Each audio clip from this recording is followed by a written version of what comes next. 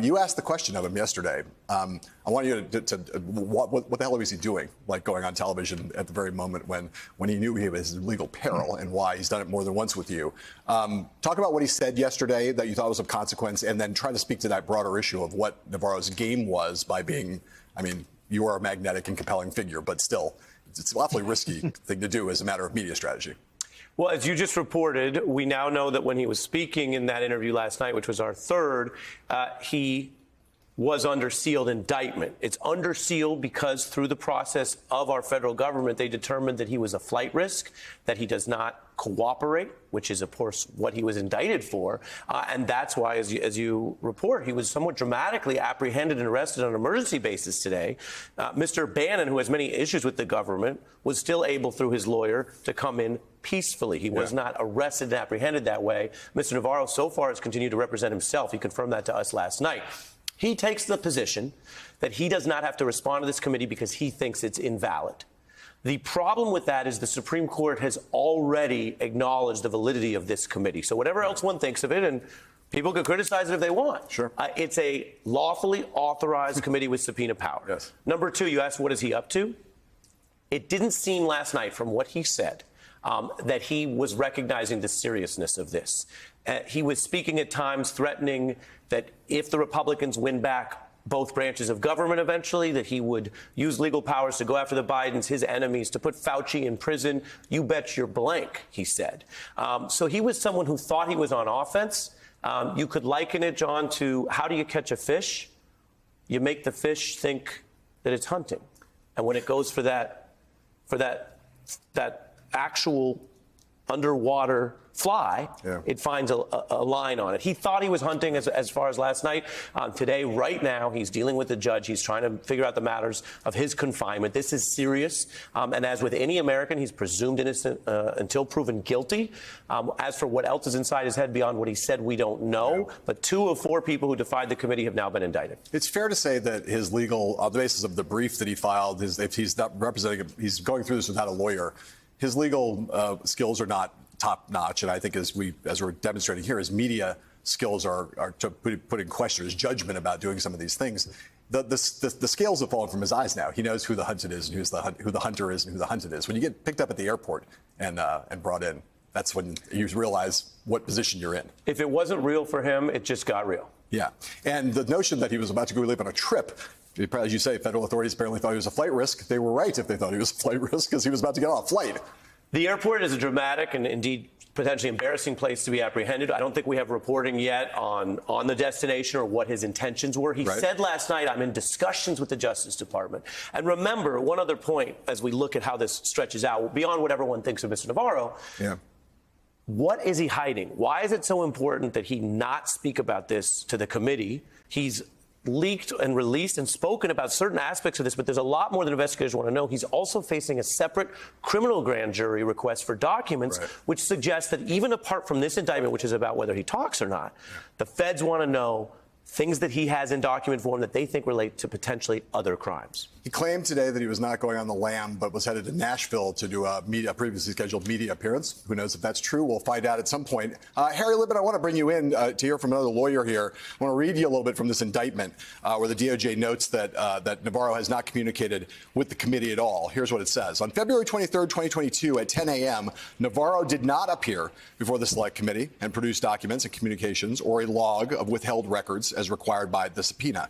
He also did not request an extension of time or certify that he had conducted a diligent search for responsive records. In fact, Navarro had not communicated with the Select Committee in any way after receiving the subpoena on February 9th, 2022. So, Harry, one question this raises is whether part of the reason why the DOJ may have indicted Navarro was just the fact that he wasn't not making any effort whatsoever to comply with what Ari just said accurately is a legally sanctioned body. And it does raise some other questions, I think, about whether Navarro understands the concept of a legally authorized body with subpoena power. Yeah, it certainly didn't help. Look, he eventually did say, this is executive privilege. Go talk. This is what he said to the Congress. Go talk to President Trump's lawyers. Now, of course, we have 6 rulings by now that it's President Biden. We have one president at a time. He's already found there's no executive privilege. But even leaving that aside. He also, as you say, he published everything in a book. He had waived things left and right.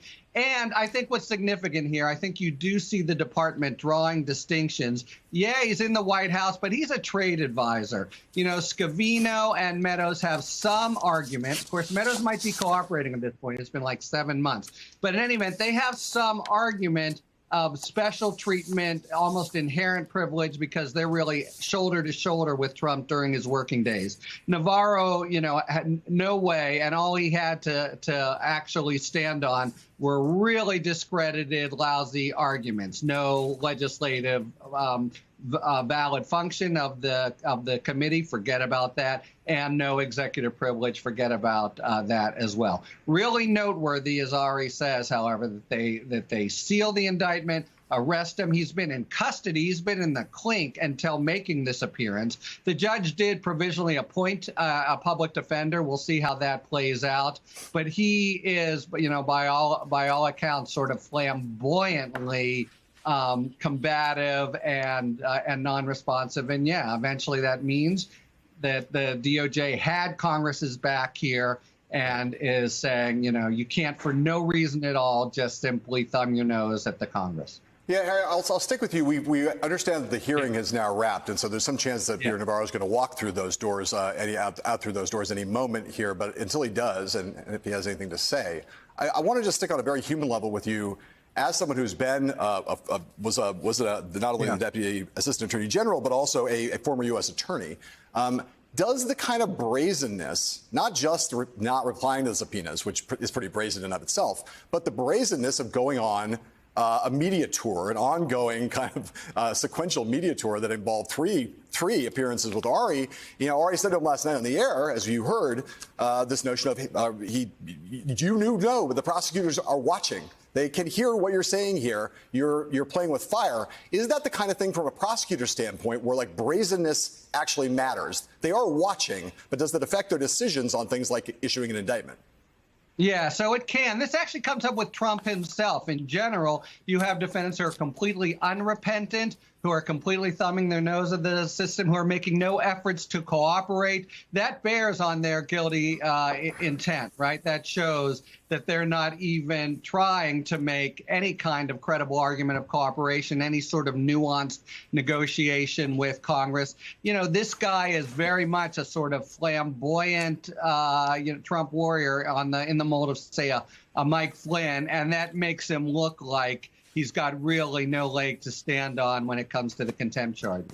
I would say not really thumbing his nose. I would say more like extending a one-fingered salute. But Jackie Alamany, I want to ask you what the attitude of the committee is. First of all, just get to the question of how, if you have any reporting on how the committee or committee members are reacting to this news today, number one. And number two, given what they want, what the committee wants to get out of Peter Navarro, are we today any closer to getting that information that the committee wants than we were yesterday? Those are all very good questions. We haven't heard publicly, at least from the committee yet, but the indictment that we heard from the DOJ today might not necessarily actually produce any tangible product or results for the committee. We've talked about this extensively before, but holding someone in criminal contempt will result potentially in a fine or up to a year in prison, but it doesn't actually compel them to cooperate with a congressional investigation. But that is really not the point of it or the way that the committee has been using these criminal referrals. They've been doing it more to apply pressure to get people to actually come in and cooperate with their subpoenas.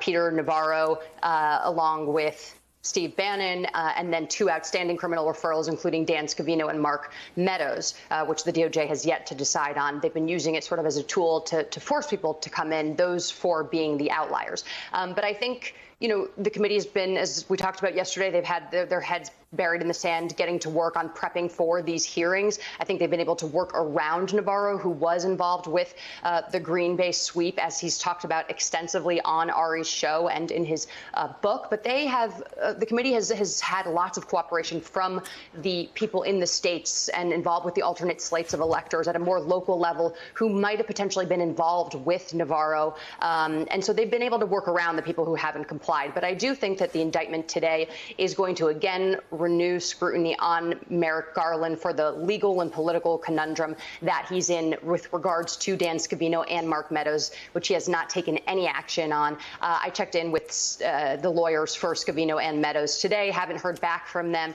but am curious to see whether or hear whether or not the DOJ has actually cleared them from their contempt referrals now that it's been several months and we've heard this latest Navarro decision.